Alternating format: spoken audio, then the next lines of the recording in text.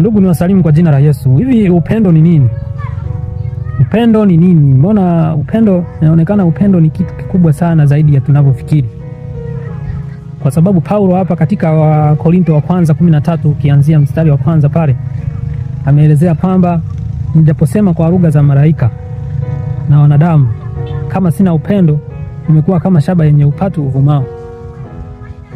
Lakini nijapokuwa na unabii na kujua siri zote na maarifa yote, nijapokuwa na imani timilifu kiasi cha kuweza kuhamisha milima, kama sina upendo mimi si kitu.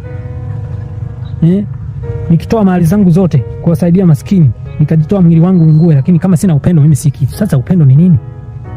Kumbe upendo ni zaidi ya hivi vitu vyote. Upendo ni zaidi ya haya yote. Kiendelea hapa mstari wa 4 hiyo wa Korintho wa kwanza 13 wanasema upendo uvumilia. Upendo uvumilia.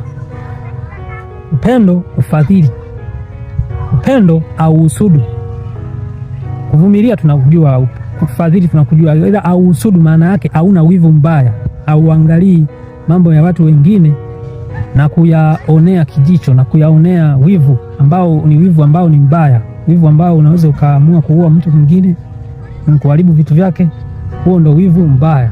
Kwa hiyo upendo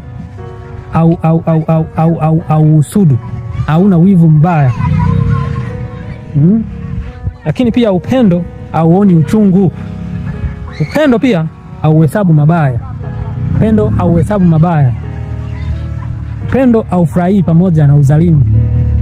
Yaani upendo kama alivyosema katika ile Warumi 12 kwamba upendo usio na unafiki. Yaani upendo usio na unafiki ni upendo ule ambao haufurahii katika ubaya, unafurahia katika wema. Ukimwona mwenzako anatenda ubaya, kama una upendo wa Mungu kweli kweli, utamkanya, utamuonya, utampanga, umtoe kwenye njia hizo na kumweka katika njia zilizo salama kwake na kwa watu wengine. Huo ndio upendo. Huo upendo haufurahii pamoja na udhalimu. Upendo hauangalii mambo yake mwenyewe.